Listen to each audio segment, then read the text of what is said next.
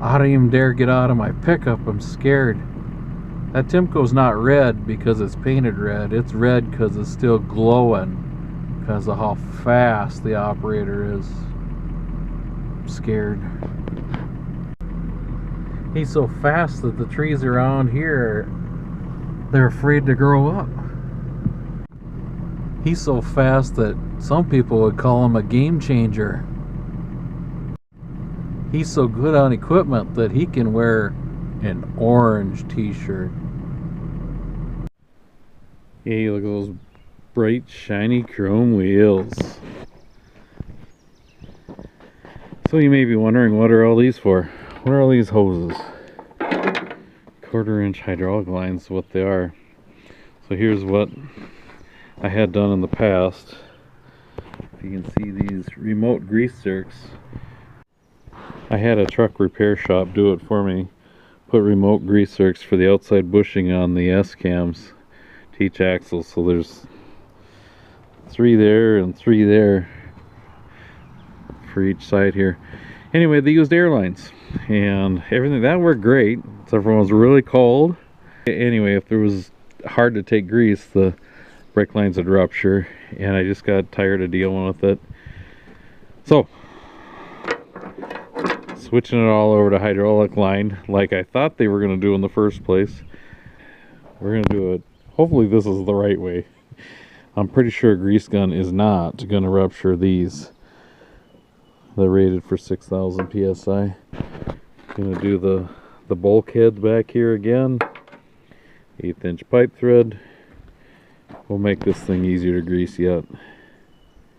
That's the bulkhead type that was used. I'm going to put in more of a hydraulic bulkhead. So let's try this.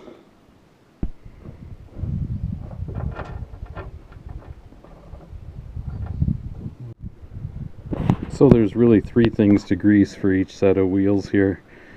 So this is the axle. You got to grease this bushing because the S-cam pivots, rotates in there. This is your slack adjuster and it has a grease fitting on it. The other grease fitting is in here by the brake drum. The S-cam pivots in there and pushes those shoes apart.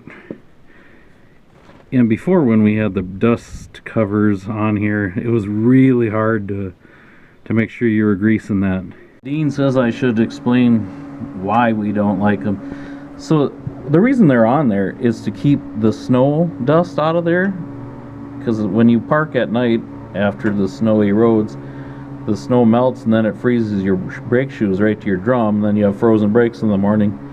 And these help, but not enough to justify the pain that they are, because once they freeze, you can't beat on the back of your shoe to break it loose from the drum. So we're just going to take them off. So I'm just trying to make sure they absolutely get greased. I'm putting the remote grease line in here, running it down the inside of the frame, and you're going to be able to stand at the back of the trailer and grease it now. Just the outside ones. These ones are easy enough to get at, and then I'll have to do that one, that one, that one, that one, all the outer ones, 6 outer ones. That's what I'm up to. I'm going to do the next one here. I got to put this little adapter in there, then I got to put that hose, and then I got to route it back to that bulkhead grease fitting. I like these roller wrenches. You can look and they're all in there. Then you know you didn't leave any. Then you just roll them up and you're good to go. So I got 4. The front 2 axles are done. This rear lift axle is not done. I've got the hoses, but I don't have the little 45s that go there, and I don't have the bulkhead fittings. Hopefully they'll come tomorrow.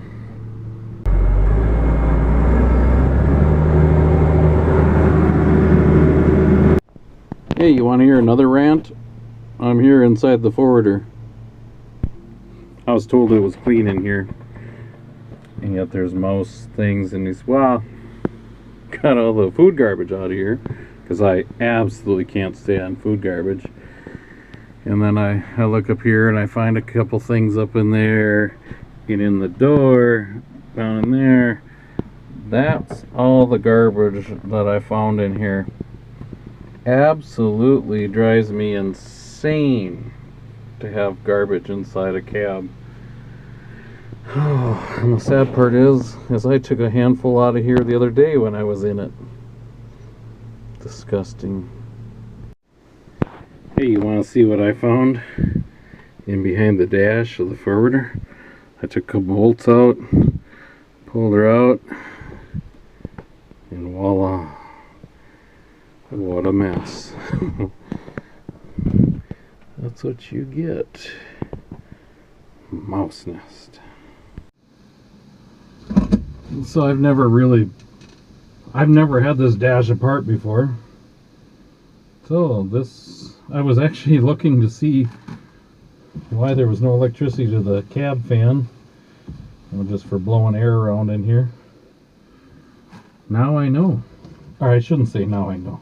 Now I know what it looks like in here anyway. Not impressed. Rotten mice. This is disgusting. You did a nice job though building an elaborate nest. Look at all the wiring in here. I don't even know what this stuff must be. Some kind of seeds. How disgusting. You'll see that I put on the black gloves. Well, I hope you're not eating supper watching this. The operator that ran this machine, he liked to use actual toilet paper instead of shop towels. I'm guessing.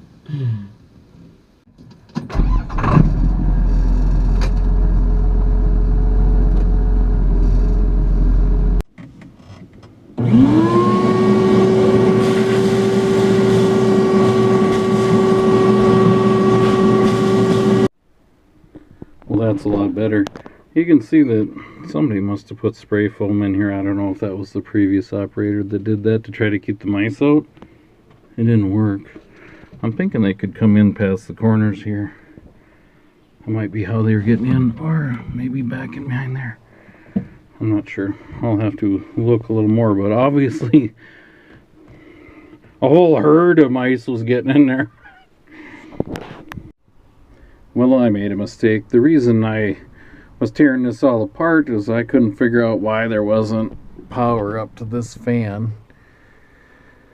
And there was another fan added in here, but they weren't both hooked up. It was one or the other, and I thought that was foolish. If you have two fans in here, you might as well hook them both up.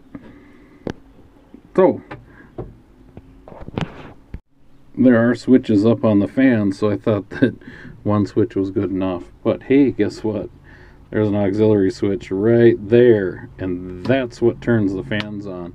If you turn the key on, hear that? They're going. Oh, all that just because I didn't know what a switch was for. But that's alright. I got the dash all cleaned out, which obviously needed it. Swivel the seat around, push that down, swivel around, and you get out.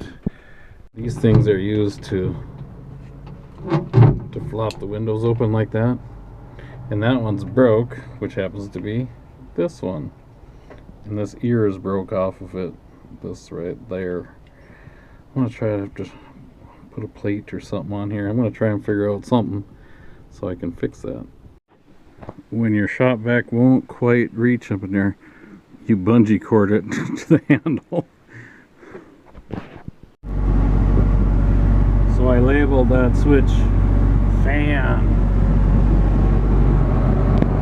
And then I ended up putting a roll pin in there and a lock nut on that end, so these things would work again.